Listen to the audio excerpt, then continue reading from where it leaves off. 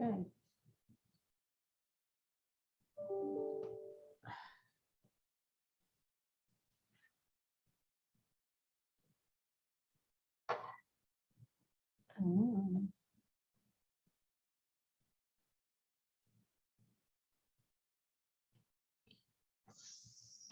Okay, hi everybody. We're going to get started in just a minute.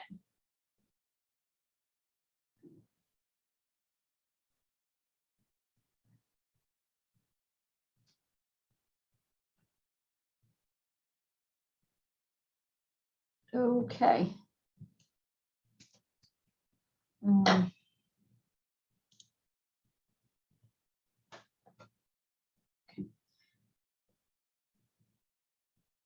Okay, well, thank you everyone for joining today at our Tuesday task force. We were off last week, but we're here every Tuesday at 3 o'clock. And thank you everyone for joining us. The borough president will be joining us shortly. She's just running a little late. This was a big week for the city. The schools reopened, as we know. Most of the city's workforce came back. Restaurants started checking, and other businesses started checking for IDs. For vaccination proof. So it was a big week. Gail and a lot of our staff was out at schools yesterday, the first day of school, handing out information for back to school. So we got to talk to a lot of parents and students. We are aware that the health screening app crashed, which was unfortunate. So that parents had to fill out forms, physical copies of the forms. But other than that, I think we'll hear more from others about how that first day went and how other things went. But we do want to focus on education because, school did just start and there's a lot of changes, and we're always interested in sort of how the Department of Ed is spending money and not spending money and what new policies are. So we're going to talk about all of that. But we wanted to start out just talking a little bit about the vaccine and sort of where we are in terms of rollout and mandates and things like that. And we are lucky to have with us on the call Padmore John, who is the director of the East Harlem Health Action Center, right? I'm sorry if I said that wrong. And he just wanted to give an update sort of on what's happening there and what's going on and how they're encouraging more people to get vaccinated. So, and I know you have to jump off the call soon. So Padmore, if you want to just start out, that'd be terrific. Thanks. Hi, good afternoon, everyone. Thanks a lot, Jessica, for the invite and for always being part of the team that you are working with. We have done quite some stuff over the summer and looking forward to continue to do that. I will turn over to Jaime, but before I do that, I just want to say just on some of the things that we have been doing. As many of you may have known or seen, there has been an uptick in terms of individuals who are coming to get vaccination. And I'll let Jaime speak to some of the ways that we are looking to accommodate that. I think there has been probably the biggest reason behind it was some of the change in policies that the mayor instituted. So we're seeing some of the effects. We're definitely seeing some more folks walking through the door looking to get their vaccinations. We have also been accommodating specifically for young kids as well, those who are eligible, 12 and older. We have also been very supportive of those who are looking to get the incentive. I know that's one of the big deals, to get the $100 incentive, whether it's for the individual or for the organization. And we know that there have been a little bit of hiccups in getting that, just because in terms of some of the requirements after an individual needs to sign up in terms of their number or an email address, which sometimes some of the participants may not necessarily have. So there are a few workarounds that we are trying to do with that, very specifically at our location, and we're going to see how it works. And again, I'll let Jaime speak to that. But altogether, we are still trying to be supportive of anyone who are looking to get, whether it's a first dose, second dose. I know that in some instances, some individuals may have received first dose and were not able to get a second dose because they got it at a mobile unit. And we just wanted to make sure that we're letting folks know different spaces where they can get those, and how we can be supportive in continuing to gain access to the vaccinations. So very specifically for East Harlem, I will ask Jaime Gutierrez, who has been managing our site for the past, how many months we've been doing this now, just gonna give a few of the latest updates. Jaime? Yeah, hi. Thanks, Padmore. Hi, everyone. My name is Jaime Gutierrez. I'm the vaccination site lead for the East Harlem Action Center.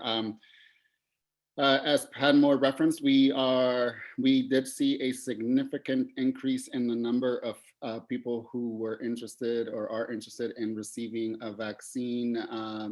We started seeing the numbers trickle up about 3 weeks ago, which coincided some with the announcements that of the policy changes that are happening in the city level. And so slowly, again, it trickled up and then it shot up pretty dramatically, actually midweek last week to numbers that we haven't seen since January and February. So averaging anywhere between 400 to 700 people. And it spiked on Friday. We saw lines for the first time in some time, and so we did some kind of immediate troubleshooting with the affiliated physicians, which is the organization that administers the vaccinations, and we were able to accommodate the folks and the increase in the number of people that are coming to the building. We continue to meet with them on a Friday, every Friday, to make sure that we are always playing well together as this continues to unfold. We also do recognize, and we've been hearing from some of the folks that come to the vaccination site that receiving the incentive is a bit burdensome. There's an appointment ID needed that then leads to a page where you have to get a verification code on a working phone or email. Anyway, these are all some things that could be challenging to some of the folks that come to the organization. So we are training up our Vaccine for All staff that we currently have on how to navigate the incentive sheet or the incentive page to help support the families that come to get vaccinated at our Action Center. I think that's it from me, Padmore. Did I miss anything? No, I think that's it. Does anybody have any Are there questions? any questions? There is one question in the chat already, and if others have questions, please raise your hand or jump in or put in the chat. But Dan Blackwell is asking about the booster shot, and I know Padmore, you and I had talked about that the other day because more and more people are starting to ask about the booster shot. Is that available, or do you know when it will be, or what information do you have on that? Yeah, so it is somewhat targeted to very prioritized populations at the moment. Those who are has some amount of other conditions, as well as age limits. So we can definitely, Jessica, get you the latest information. What are some of the priority? What is the criteria for us to be able to do that? And Padmore, I can hop in. Sorry. Hi, everyone. To be late. Oh, It's Chelsea good. from the Thank you, Health Department Chelsea. as well.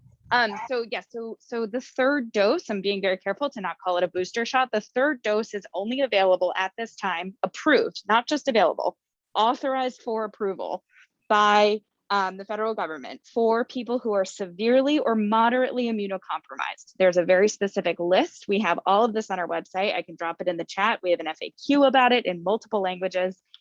Very, very, very specific population that is fairly well connected with providers already because of these conditions that they have. What we are waiting on from the federal government, and this is what you're hearing more about in the news more and more, is the booster shot for the general population. Who will be eligible? What will it look like? What is the guidance? And I want to be clear, that third shot is only authorized right now for the 2 mRNA vaccines, Moderna and Pfizer, not currently for J&J. There's more research being done on J&J. And the booster conversation, so far, we don't know what they're gonna recommend. We have not seen this guidance from the federal government. I know the Biden administration used September 20th as a marker several weeks ago, but we have not seen additional guidance, nor have they been authorized for additional use beyond the mRNA vaccines that are authorized for immunocompromised, severely or moderately immunocompromised individuals? So the answer is simply, we just don't know yet. And so we're waiting on additional guidance from the federal government, the FDA and the CDC's ACIP committee need to meet and need to issue that guidance. So we are all holding tight, just like with all of you. But if you can help us get out this message that the third dose is only for these moderately and severely immunocompromised folks, and we can, again, put it in the chat so that everyone has that information, that's the answer right now. Chelsea, it's Gail. Let me ask, I don't understand something. First of all, I saw in the chat that every single pharmacy in Manhattan is offering the third dose. All you have to do is walk in. Correct. Yep. So it doesn't matter who you are. Oh, they should be asking for attestation that you qualify based on this authorization. So they should be getting an attestation that says, I have one of these conditions that makes me eligible for the third dose. No. If you are hearing that they are not, I can't see the chat right now. Please let me know specific pharmacies that you're hearing about. I am not going to tell you any pharmacy whatsoever. Okay. I am happy that they're doing it. Okay. And I will let you know what's happening. I know like 30 friends, they've all gotten it. We're not going to give you any names, and all the pharmacies are friends. So I'm for it. You want it, go get it. But this craziness of two different pieces of information, I think you should just skip it. They're all getting it. They're all getting reimbursed. Don't worry about it. Worry about something else, like all the people who don't have a shot. I'm letting you know it's total bullshit in terms of you can't get it because everybody's getting it out. I think it's less about access though, Borough President, and more that the research hasn't come in to say who should be getting it. The third dose. Nobody cares. They're all getting it. I hear you. I think that the third dose for immunocompromised individuals is, very common for people who are immunocompromised to need a third dose to be considered fully vaccinated. So it's a little bit different, but I hear you that people aren't caring and good to know. I don't even know anybody who's immunocompromised. Nobody I know of the 30 people has any underlying conditions whatsoever. Got it. So I will. Yeah, nope, that's very good information. Don't worry about it. Find out how to deal with something else. But I'm letting you know it's very confusing. I'm telling people just go get it. Stop fucking. I think we are still also very concerned about the it's the numbers getting smaller, but the proportion of New Yorkers who still don't have even their first dose. And so really, I know you all have been so helpful, but we are concerned about those folks who still don't have their first dose as well. So please help us push those people as well. Right. Just so you know, I don't have no underlying nothing. And every pharmacy in Manhattan is asking me to come in, just so you know. Okay, next. I think someone in the chat asked about the difference between a third dose and a booster shot. And I believe you said they're the same thing. We just call them a third shot, right? Anything, I know Padmore, you had to go. Anything else for Padmore and his team before he has to leave? Any other questions? Okay. Thank you so much, Padmore, for jumping on the call. We really appreciate it. Jessica, thank you. Okay. Take care. And then thank you. And Chelsea, is there anything else that you want to raise? Gail, I know you're on now, so you take over, but just Chelsea, is there any other updates?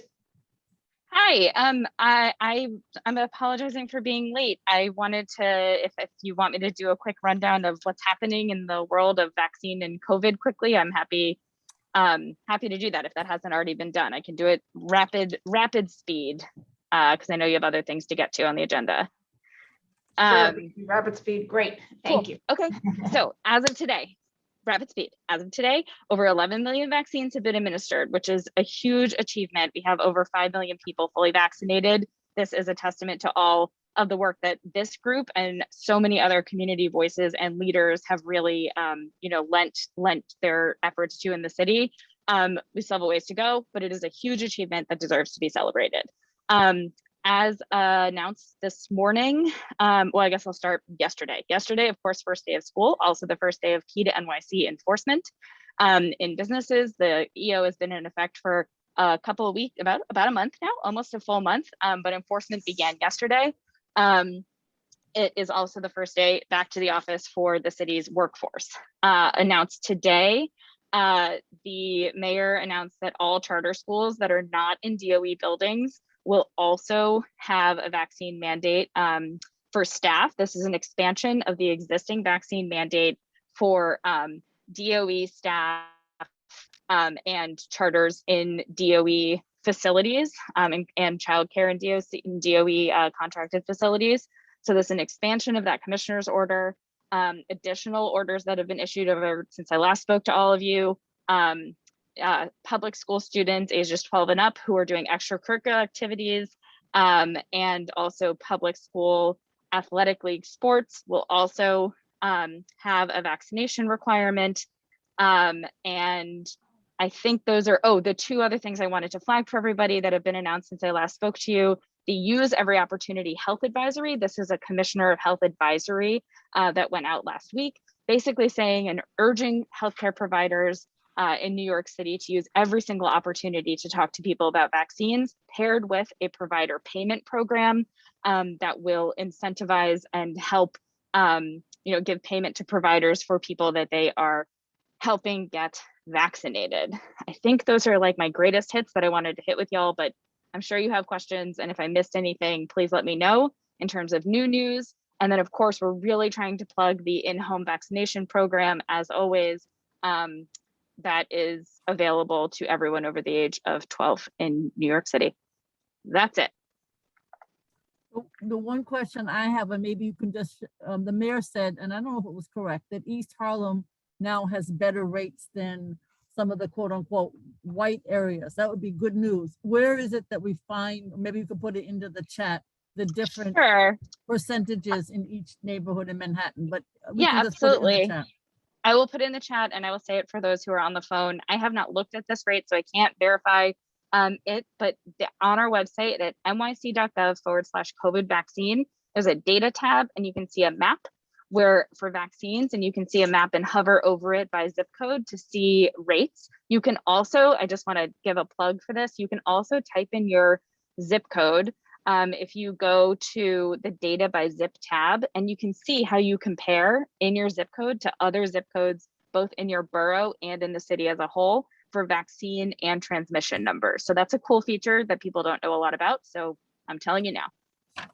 Okay, you put it in the Yep, I will. Yeah. Thank you. Yep, thank you.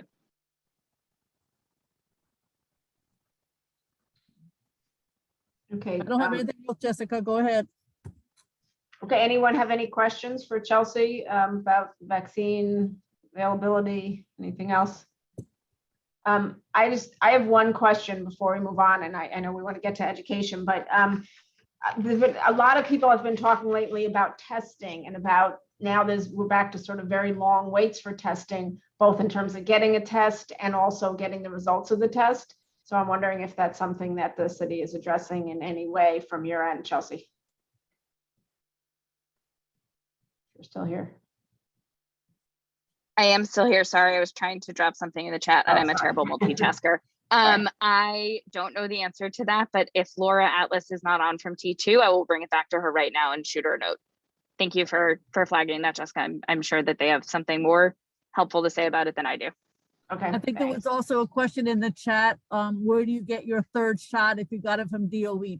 Can you just go to the pharmacy? Yeah, Answer absolutely. Yes, as far as I know. You can. They update your card, Francis. Don't say anything, but I did that, so don't tell anybody. Natalie, what's your question? I think she asked if there was any health risk to the getting a third shot that we know of. I think that is the guidance that we're awaiting from the federal government about the research that's been done on other populations and who they recommend it for is just that's all packaged in the review by the CDC. Okay, and then this question. Go ahead, Natalie had about if you lose your documentation. Yeah. Go ahead. Such a critical question. Thank you, Natalie, for asking, and thanks, BP, for raising it, because this is something we're getting a lot of if people have lost their card. So two things. Number one, if you haven't lost your card, just starting from the beginning very quickly, if you have not lost your card for Key to NYC, take a picture of it right now. If everyone could just take a picture of their card right now, that would make me very happy. So many people are losing those cards now a couple months after getting vaccinated. If you have that photo or a photocopy, if not the card itself, you're good. Key to NYC and all the requirements in New York City, you are good with just a copy or a photo of that card. You can also get your official vaccine record if you lose your card through My Vaccine Record. So if you just type in literally into Google NYC My Vaccine Record, it should come up and you can walk through the steps to get a new vaccination record. You won't get a new physical card, but you're going to get a record of all of your vaccines if ever entered in New York City. That can also be used as proof of vaccination for Key to NYC. You do not need the Excelsior app. This is something I'm hearing a lot of people saying, I don't have the Excelsior app, I can't get it, something's wrong on the back end. You don't need it. You have plentiful other options, including the card or a copy, et cetera, or the COVID safe app from the city, which just requires a picture of your card. So if you're having trouble with the Excelsior app, use these other options in the interim. And you can also call 301 or email us at CIR@NYC, at health.nyc.gov if you're having like back-end issues with your record, but there are a lot of other options before you get to that point. Just wanted to throw that out there. So I hope that's helpful. That's helpful, Chelsea. We'll put it into our newsletter and social media, but I think that might be helpful for every elected official just to give them specifically what they should be sending out. Yeah, I can give you language for that, VP, and I'll make sure you have it. You should send it, we'll send it out, but you should send it out to all the elected. Agree. Okay. Anything else, Jessica? I think we're okay. Okay. Yeah. All right. Chelsea, thank you, because you're always so helpful and it's much appreciated. And we will tell the powers Thank that you all. be. Thanks. Thanks, everyone. So our next speaker is Randy Levine, Policy Director for Advocates for Children. And I want to thank you, Randy, because I can't tell you how many times we have called, and I know others have, and you have been so incredibly supportive. So I think we want to hear mostly about the money and what you understand is going on with the stimulus money and anything else that you want to discuss. All the young people with IEPs and some of the challenges. The list is so long, it's hard to begin, but whatever you say, we take with great appreciation. So much for having me today. Thanks for inviting me to come and speak with you. It's great to see so many familiar names and faces, as well as some new names and faces. And you know, what you said is exactly right. There are so many things we could be discussing right now within the realm of education. So I chose a handful of issues to highlight, but feel free to ask other questions. Definitely don't mean to shortchange all of the other issues that we could potentially be discussing about education. And just to get started, for those of you who may not be as familiar with Advocates for Children, we focus on promoting access to a high quality education for all of New York students, with a focus on students who face barriers to academic success. And our main work is helping individual families to navigate New York City's complex educational system. We run an education helpline where any parent or professional or student can call to ask us any question that they have or concern that they have about the education system. And we'll do an in-depth call with them to try to provide information about their options and rights. And we also have attorneys on staff for families who need more in-depth advocacy or assistance with the education system. So I'm going to put our number into the chat.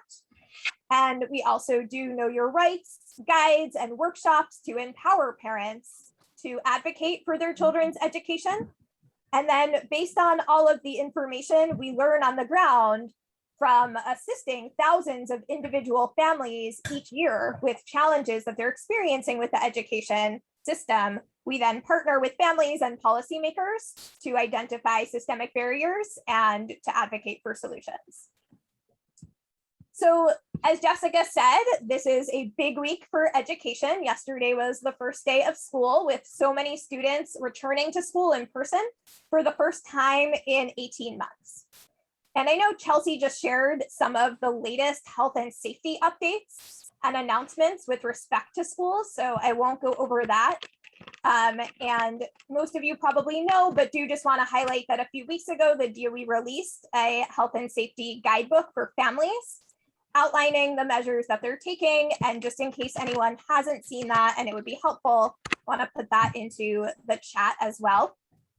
And we know that there are definitely ongoing concerns. And so just want to acknowledge that and know that there are concerned parents who are continuing to call for a remote learning option. The health safety guidebook, when the DOE released that, they announced that there would be a remote option for students who are medically fragile or immunocompromised, but have not extended that. And I know our helpline is getting some really heartbreaking calls from students who have immunocompromised family members who are not yet eligible for any type of remote option.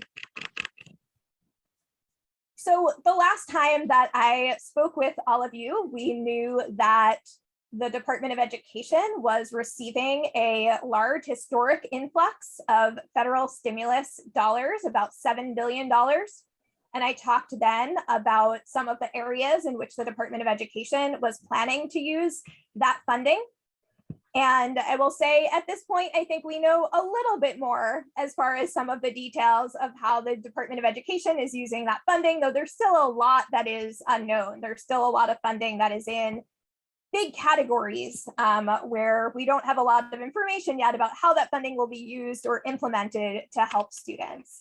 But the DOE has announced things that they're planning to do in several areas. And so I can start with one that we've been following very closely, which is recovery services for students with disabilities. I think it's important to emphasize here that when students with disabilities miss out on the instruction or services that they have a right to receive under the law, they have a legal right to make up services and instruction, what we call compensatory services. And so back last November, Advocates for Children filed a class action lawsuit calling on the city and state to develop a system of compensatory services that would provide students with disabilities with the makeup, instruction, and services that they have the right to receive without forcing families to file for administrative hearings. Because often the DOE says, if you want your makeup services, file for an impartial hearing. And that requires the family to go through a litigation process. So we filed that lawsuit. The Department of Education has now announced that it is going to use funding from the federal stimulus dollars for what they're calling recovery services for students with disabilities. And this is different from compensatory services, as I'll explain in a moment. Basically, the Department of Education has said that it's going to be giving an allocation of funding to every school to set up certain services for students with disabilities, either after school or on Saturdays. And each school will develop a plan for each child and will have services happening again, either after school or on Saturdays. And so, we are encouraged that the Department of Education is using funding to help students with disabilities. But what's really missing is a look at what each student with a disability needs based on what they experienced during the pandemic. And what are the compensatory services to which they're entitled, and how are those students going to get them? So as a legal matter, we don't see the DOE's plan as meeting its obligation to create an individualized compensatory services plan for each student with a disability. And also, we're very concerned about implementation. So schools have now received some guidance about how to do this, but they haven't yet received their allocations of funding. They don't yet know how much funding they're receiving for these services. And we're concerned about students who aren't going to fit into this particular model, students who may not be available after school or on Saturday, whichever their school chooses to get these services, students who need different services from what the school is offering, students who need bilingual services. And so this is an area that we're going to continue monitoring closely, but we definitely be on the lookout, because parents hopefully in the coming weeks will start to hear more about the availability of these recovery services after school or on Saturdays. Last thing I'll say about them is we also don't yet know about transportation. And that has been a really big barrier in the past, and one where Borough President Brewer, I know you were helpful over the summer with getting transportation options in place. So there's also the area of social emotional support, another area where Borough President Brewer has done so much advocacy. And here the Department of Education is hiring 500 new school social workers and is making several other investments in social emotional support. And so we are definitely supportive of additional social workers and additional social emotional support, and looking to see some more implementation details for some of the new programs that the DOE is starting in that area as well. The DOE has also focused on literacy, especially early literacy, and is allocating money to schools in order to help with literacy interventions. And we're glad to see the focus on literacy. We think that often in the past, that area has not gotten enough attention. Every year, Advocates for Children gets hundreds of calls from parents who are concerned that their children are not learning how to read in New York City public schools. And often, even when they connect with us, we're not able to find the programs and supports and interventions to help them learn to read within the New York City public school system, and think that that is really something that needs to change. So the DOE is funding universal literacy screenings for kindergarten through second grade students, and then they've allocated money to schools, and they're giving schools a number of things to do with that funding. But one of those things is to identify someone on their staff who can be the literacy coordinator and help to figure out the interventions that students are going to need. We do still have a lot of questions about that too. It's great to do a screening, but then what happens after the screening? Are evidence-based literacy interventions going to be available? The city is also investing in a new homegrown multicultural curriculum called the Mosaic curriculum that will be culturally responsive, and many parent groups have been pushing for culturally responsive curriculum. That's going to be rolled out in 2023. And there too, I think there are just ongoing questions about implementation and how it will get done, and wanting to ensure that it is not only culturally responsive, but also that the reading piece is based on what we know about how children learn to read. And then the last area that I will touch on is early childhood education. We're glad to see funding being used to further expand 3K, moving toward universal 3K in addition to pre-K. And Jessica had noted to me that she heard about a 3K integrated class for students with and without disabilities opening. And we're glad that that too is part of this federal stimulus funding, that the DOE was able to open about 60 new 3K integrated classes specifically designed for students with and without disabilities to learn alongside each other. Those classes opened this week. I think last time I was here, I talked about how there's an additional investment for next year to help the preschoolers who have the most significant disabilities, who need preschool special education classes, where there's a full-time special education teacher and a smaller class size. And the DOE is moving toward implementation of how they're going to use that new funding in order to support existing community-based organizations that are running those classes, to expand and to really be part of the 3K and pre-K for all program. One issue that I want to flag, because I think we're going to need continued support on it, is that 2 years ago, the city agreed to early childhood, what they call salary parity, which means that they agreed to pay the 3K and pre-K teachers at the same starting salary as teachers teaching in DOE district schools. And that goes into effect this October. But teachers of preschool special education classes at community-based organizations were left out of that agreement. And so that means that some of the teachers at community-based organizations working with children with autism and other significant disabilities are going to be the lowest paid teachers in New York City.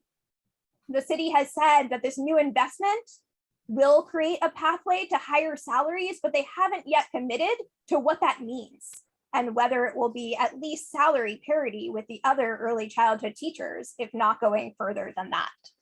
And so that is something we would really like this administration, before they leave, to correct in order to get that commitment so that preschool special education programs can stay open, because we have seen more and more of them close, leaving children with disabilities with no placement.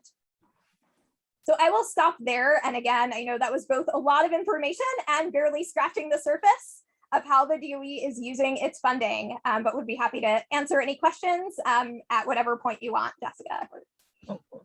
Randy, you're so phenomenal. You should literally take over the whole of DOE. That would be appreciated. Thank you. No, thank you.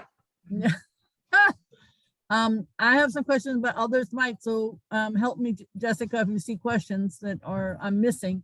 One of the issues is with the social emotional and the social workers. The same thing is happening.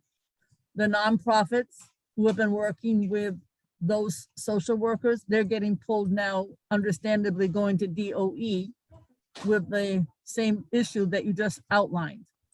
So they are losing them to the DOE, and because there's no parity. So we will certainly work on that. I didn't realize, because I knew that there was a deal for the CBOs, but I didn't realize that the kids in the nonprofits working with special ed 3K were left out. That's just mind blowing. Those are the hardest jobs in the system. So we need to work on that. That makes me very upset. Go ahead. Somebody have questions? Shula, Jessica, somebody else? I don't see any questions in the chat. Okay. The one question I have is, how are we dealing with, I mean, I think I'm concerned about the after school in general. This is what I understand. Not only, yes, you're getting more money to your school, but if we're way down on numbers, which we are, you don't have to go far to find that every school in Manhattan, I think, has less students, not everyone, but most of them. So then you end up with, yes, we're getting more money from the federal government for some of these that you just listed. And obviously for FAIR, for the foundation funding from the state. But then if you have less kids, you could end up either a wash or less money. Are you hearing anything about that? We know that till November 1st. That's when the cutoff is, and when, you know, Miss Eva, that's just Gail Brewer talking, dumps her kids that she doesn't want into the school system without any money. But we won't know until November 1st how many students are not up to the number that was projected, right? That's right. I don't think there's a way to know yet, but certainly we are, the concern has been raised because that's right. I think we feel we're very, very appreciative that in addition to getting the influx of federal funding, the state legislature also agreed to a 3-year implementation of the foundation aid funding, which the city is using to provide schools with 100% of their fair student funding, which is the per pupil formula that they use. And so the good news is that schools are getting that increased fair student funding level. They'll get 100% of their fair student funding, but it's based on the number of students in your school. And so if enrollment declines, then that's right, schools would lose the funding that they would have received for those students. And at the same time, as you mentioned, schools are getting large allocations that they have not received in the past through the federal funding, and how that impacts the bottom line, I think it is too early to know at this point, but something to monitor. So John Gallagher, do you have any comment on that or anything that you want to add to this fabulous discussion? Because you know a lot from Board 6, CEC 6. Well, I mean, we could use a remote option. Okay, tell me about it. I think what concerns me is I'm more worried that when we go remote, which I think we're going to have to at some point, do we have the planning and the devices to make sure the students are supported? Yeah. So, but it's good to hear about the social workers. Right. Yeah, and go ahead. I'm sorry. Randy, go ahead. The DOE is using federal funding as well to purchase additional devices, and mainly Chromebooks this time, that are internet enabled. So I think the hope is that with those new devices on top of all the devices rolled out last year, that will be in a better place for any point where a particular class has to quarantine, or for whatever reason, students need to engage in remote learning. But it's definitely a continuing concern. We heard so much about technology challenges last year. Randy, are they doing a better job this time around from what you can tell with the homeless students in the shelters and the District 75 kids? That's a great question. I was just talking to my colleagues about how students in shelters seem to be getting a lot less attention this back to school season than last year.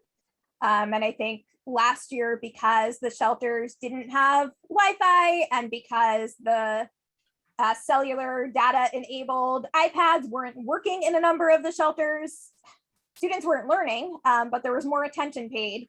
And the city then agreed to install Wi-Fi in the shelters. And so that is a big improvement in some of the shelters from what we had last year.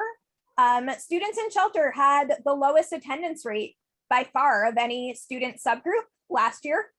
And so we think a lot of work is needed to help them reconnect with school. And of course, we don't have disaggregated attendance data yet for the first couple of days of school.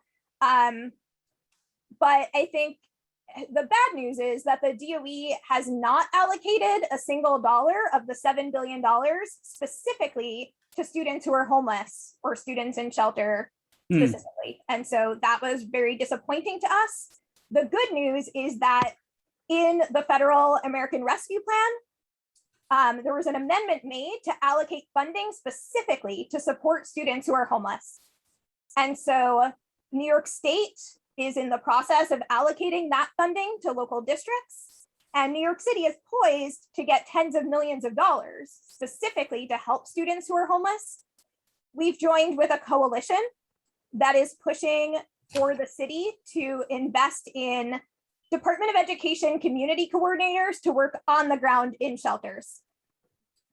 We've been happy in prior years that the DOE has added some social workers and community coordinators to work in schools with high numbers of students living in shelter. But 3 out of 4 students in shelter still attend a school that does not have one of those dedicated staff members who are there to support students who are homeless.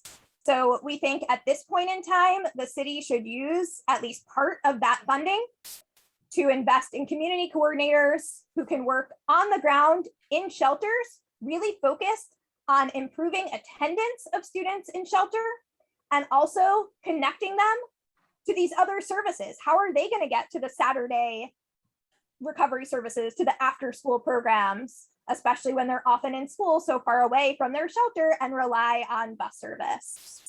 So that's one thing we're pushing for. Yeah, I'd love a chance to talk to you offline outside the meeting. So hopefully that can happen. Clarice, CEC 4, do you want to add anything? Yeah, I guess I put in the chat, I wanted to know if you had heard specifics about exactly how the after school and the Saturday school is being delivered and how those students are being chosen and or parents being informed of those opportunities. Like we've heard it mentioned with our superintendent, but I still don't have an image or a vision of like how that's put into effect and when. So schools have now received guidance. I think they only received it recently. Parents have not yet received information, but I do believe that that is part of the plan for parents to receive information soon. The recovery services will be available to every student with an IEP. At least that is what the DOE has on paper, that every student with an IEP should get an individual recovery plan. And that the DOE has said that services will start in November. And they are prioritizing, they're letting school communities know which students should be prioritized for those plans, recognizing that they can't all happen overnight. And so some students will get plans and start services earlier than others. But the idea is to keep going until every student with a disability has an individual recovery plan and is getting services.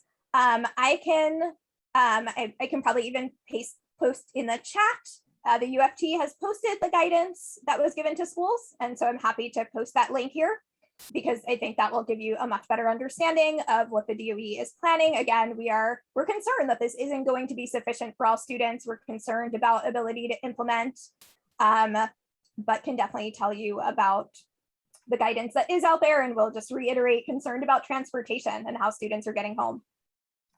Thank you. I know Jerry had his hand up, and then maybe Ushma wants to say something from CEC too. So Jerry, go ahead, Chen. Yeah, so when you mentioned technologies and Chromebook, it kind of lit, the light went off, right? So have anyone went to DOE? You know, whatever happened last year that we couldn't get laptops out to the students and stuff is a technology problem, which is a human problem, right? Have we this year go back to same people? Hey, are you guys ready? Did we purchase enough, or we go wait until the pandemic is going to hit or school's out and then order the laptops and stuff? So have we hold anyone accountable for those? That's my question. I think what I can say is first agree with you that what happened last year was unacceptable, and it felt like so much advocacy had to happen to get the DOE to and City Hall to acknowledge that there was still a gap in students who needed devices and then order. And whenever you do that, there's then going to be another gap in actually getting the devices and then getting them out to students. And so we are glad to see that there's an investment in the federal stimulus dollars to purchase the Chromebooks, so that the DOE, they have a supply now, is my understanding. And so they can get those out to students more quickly. And I think the DOE has said that any family who needs one should be in contact with their school, because there is now a pathway. The DOE now has devices that they can send to students who do not have them. Okay. Yes, thank you. But I have a follow up on that real quick. Sorry. Yeah. Well, Jerry, this year we got to keep going. That's the thing. We got more speakers. Okay, next. We'll follow up. We talk all. Yep. So Ushma want to say something, and then we'll have our wonderful next speaker. Ushma, did you want to add anything? Hi, Gail, and everyone. Thanks for having me. We are a bit divided at CECD2. We had to table a resolution last time about remote learning. Several of us were quite passionate about saying that it's required. We're bringing that back up again tonight at our next meeting. But the couple of resolutions that we have are about just data sharing more than anything else, about how student learning was impacted, about how many students have opted out of COVID testing or attending, etc.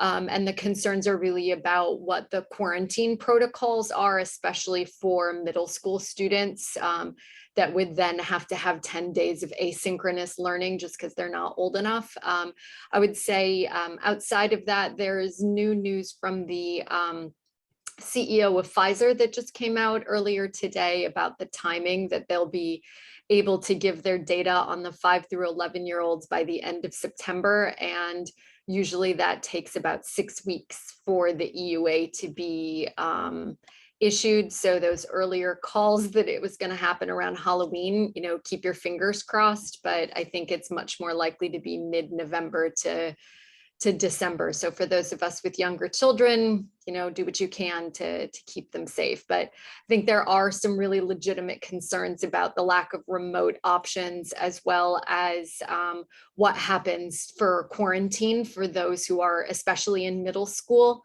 that are not old enough yet to be vaccinated. But those are the large things that we're talking about at CEC2 right now.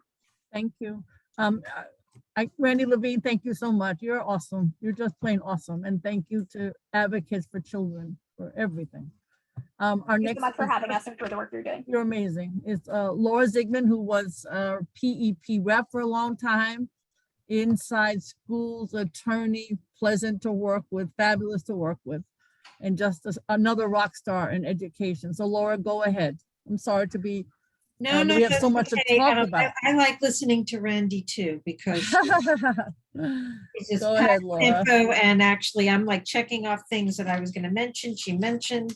So, so I work for Inside Schools, and we also have this new community site, Inside Schools Plus, that is, we created it to be a forum for families. It was founded in the pandemic to just reach out to each other and connect. And this year, a lot more people are joining and are weighing in on things, not just admissions, which I'm happy about.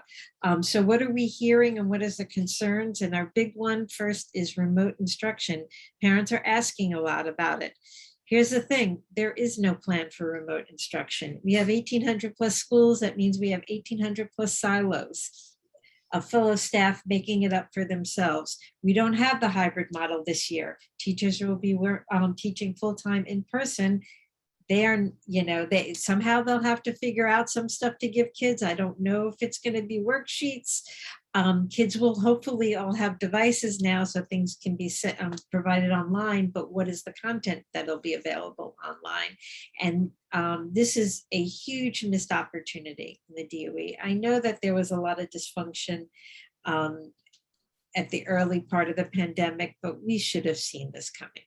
And this is beyond frustrating for us. And there are a lot of people here who are committed to it. So I really hope that people consider advocating for the DOE finally using some of the funds that we're getting to create a genuine virtual learning academy. This is not to create a virtual school where kids don't go to school, but here's the reality. COVID's not going away. It's not going away this year. It may not go away for several years. Quarantining, recycling in and out of classes may be something that becomes more of the norm. We're also having people, just as some people are discovering that they don't want to go back to the job that they've had for years since they've got to work remotely. A lot of families and students are discovering that to some degree, some virtual learning has been freeing, particularly at the high school level for students. It is really, this is for the new administration and hopefully the new city council, Gail, because you're going to still be around, but we really need to invest in a high quality virtual learning academy, centrally supervised, a team of teachers, online teachers who teach high level, high interest classes across all disciplines, plus a core of blended learning specialists. And that's the key, the blended learning specialists who can work with teachers throughout the system to really supervise, help them, and build up the kind of content, one, to service the realities of pandemic, but also this is a great way to, in the absence of reduced class sizes and some things, help with student-teacher ratio, because students sometimes can be working on virtual things while teachers are working on others. I really believe in this, and I've come 180 on this. A year ago, I thought, no, we just need to get kids all back with the teachers as much, but I really come to this and I'm beyond frustrated that there is no remote plan, and parents who are clamoring for it, threatening to boycott and everything, I wish they understood that there is no plan. If you have a well-run school, you might have a decent remote option if your child has to quarantine. That's the best you can hope for at the moment. And we've got to do better than that. And we can't have 1,800 plus silos all figuring it out. So that's my spiel on remote. It's been a huge disappointment that the DOE didn't do anything. And I think they intentionally didn't because they wanted to force everyone back into school. But if you're seeing anything from the charter schools have already opened for a few weeks, kids are already quarantining, classrooms are being closed. I've heard some friends who have kids in private school. 3 days into private school, they get a letter that their child has been exposed to someone within 6 feet, who they were with at some point in the school day within 6 feet of someone who tested positive for COVID. And even though that child is has a vaccine, they still have to get tested and make quarantine for a bit. So we're going to have to deal with this, and we don't have a plan. So we need to have some clamoring for a plan. Some priorities that I really wish were in the funding, and I'm disappointed. Unfortunately, actually, former, I guess he was deputy superintendent, Shel Polakov-Saransky actually sort of beat me to it. I had planned to pitch this, or I would love to see 2 teachers in most elementary classrooms. I would love to see that money go to that. A combination, we're committing, we have a pilot of, they're hiring roughly 140 extra teachers for 72 high needs elementary schools.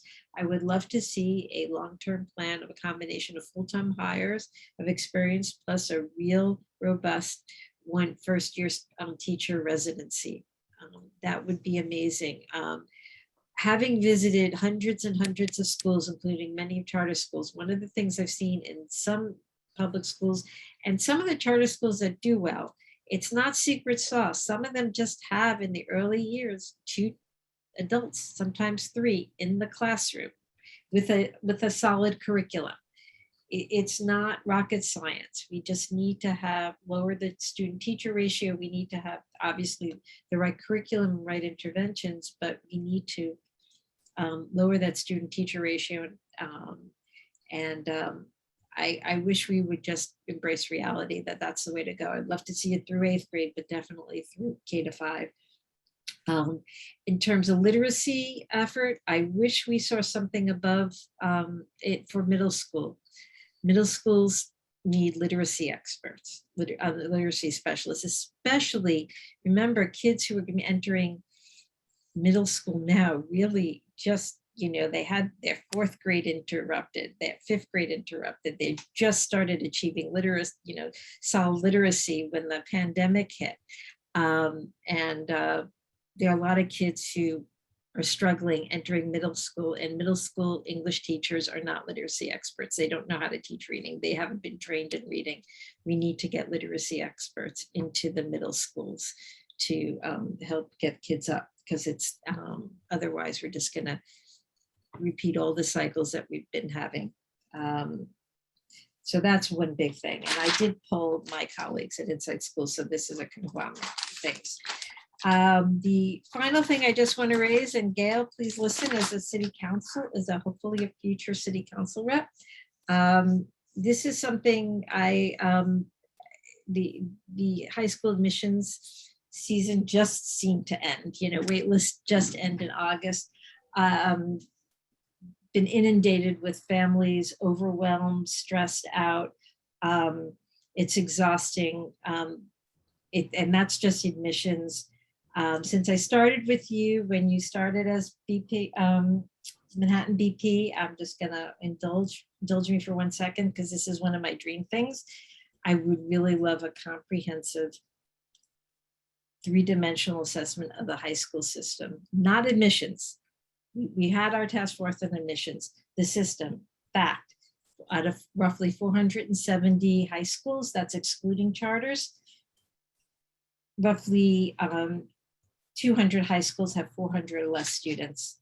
Roughly 100 high schools have fewer than 300 students, and a lot of them far fewer, and not all of them are alternative high schools. Some of them are just regular high schools. We need to contract the system. We have a new mayor coming in. I have a hunch who it's going to be, and a lot of people advocating open new schools, create new initiatives. We need to have a really, really strong understanding of what the current system is before we redesign it and change it. And when I say a comprehensive guide, I mean, I imagine a topographical map of all the high schools, where each high school is located, what kind of building is it located in,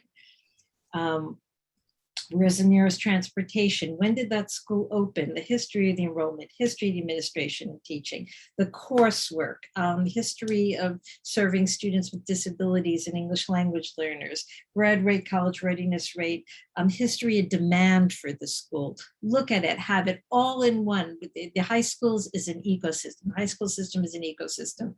Everything impacts each other. And we need to really step back, because I genuinely believe at this moment it's going off the rails. And we can talk about equity in admissions and But this is a scarcity conversation, because really what we're saying is there's a certain amount of schools that everyone wants to get to. And to the extent that everyone wants to get into them, we have to have an equitable way of having access to them. And we need to not shut out kids. We need not have too many obstacles or any obstacles for them. But we need to really figure out what's working, what's not, before we make other changes. And things like AP for All and some other initiatives, those are great. But there are a lot of, they exist because too many high schools have gaps, massive gaps. Why are we tolerating that many high schools with all those gaps? And what are the, we need to really come to some conclusions of what is too small. And we have a sense of what is too big, but how small is too small? We need to have a conversation about themes. And we need to have a conversation about budgets and really rethink the high school system and use this coming out of the pandemic as an opportunity to. So that's my little plea for anyone who's listening, because I think we have to start with a comprehensive understanding of the entire high school as a whole, stepping back. Because I don't think I cringe every time we hear another high school initiative, because I feel like it's just another Band-Aid on the problem. So those are my pitches. But the big takeaway at Inside Schools is the real lack of any remote option, any remote plan, any plan for remote option, and the frustration with, we actually cared a lot about the literacy experts, not going above second grade with any sort of meaningful sort of literacy plan. It's great. It's important for K-2, but all the kids who didn't get it well in K-2, we need to have a plan for them. And I find that overall the plan seems to be thin for middle and high school. Some of these, I think it's great to expand computer science for all. Sure, add more AP classes. I'm not sure that's what high schools in general need the most. But in general, the plan seems to be thin on details for kids above third grade. And, we'll have to see how it plays out in the fall and the dynamics of changing and what cans will be kicked over to the, intentionally kicked down to the new mayor and chancellor possibly.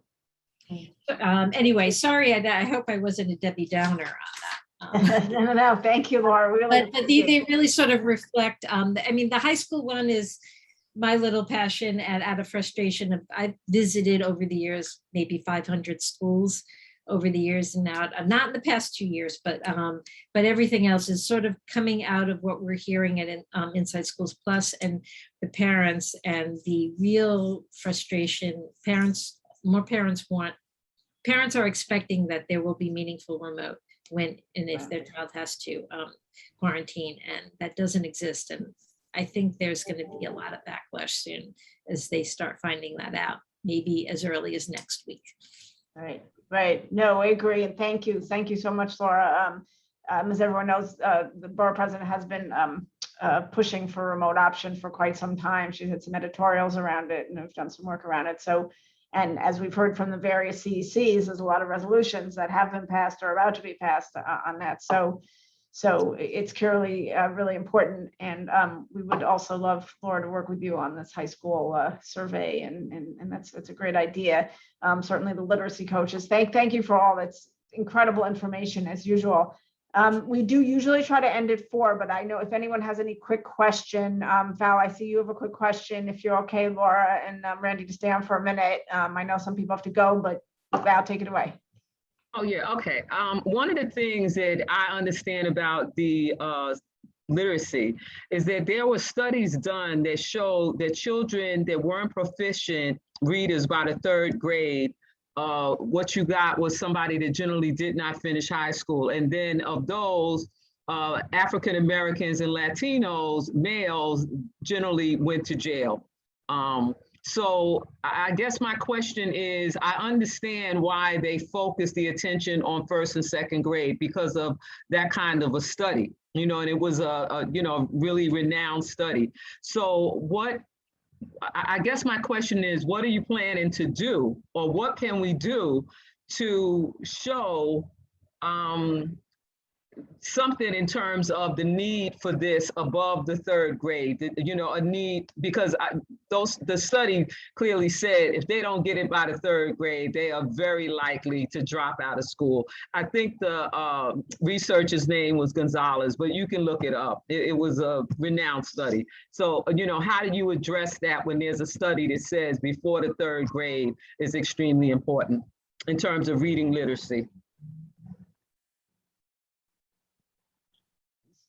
Laura, you wanna? Yeah, well, so I was arguing in addition to absolutely agree that, I mean, it's undisputed that you want to get kids as early as possible. So I totally understand why they did the K-2. I would have liked to seen K-3, just to lump that in. I just don't understand where there's this sort of cliff after 2. I mean, obviously there is a lot of money for tutoring, after school help, for all grade levels, but the specific literacy is just focused in K-2. But the reality is that there are kids who should have gotten the support in second or third grade, but that hit the pandemic. And even in non-pandemic years, we haven't been great about supporting all the kids by third grade. I study or know, so I don't want to give up on them. And part of the reason that kids fall off is that we just start tracking them. We have draw assumptions about them. We don't have the literacy experts in the upper grades that we need to. I mean, yeah, I guess my question is, how do you show that? Because the study that I'm talking about showed that you clearly need it before the third grade. So it becomes, how do you demonstrate? How do you research? How do you come up with facts that say above the third grade? Because we have the facts for below the third grade. Well, I mean, the simple thing is, how do we accept that? I mean, we're going to do assessments of kids across all grades. So there's certain assessments for K-2, but there'll be assessments across all grades, and it'll reveal that there are kids who are slightly above it. And so the very simple, how do we accept that there are kids who are struggling to read in third, fourth, fifth, sixth grade, seventh grade? We can't accept it. So we need to, those assessments will indicate it. And I wish there was a more comprehensive strategy than third grade and up. It's schools will decide for themselves.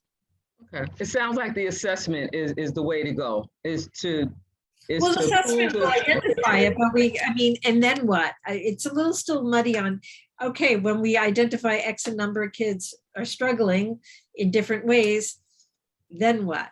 And so that's as I think we could come up with something, you know, in terms of literacy. You know, when you have experts, they can come up with something. But I think the big issue becomes being able to identify that above the third grade that you need to do this. So if you're going to use that, then because it was clearly identified below. If they don't get it by the third, Black and Latino, your son is probably going to jail. So, I mean, it was very clear that, yes, we have to stop that. So, okay. Okay.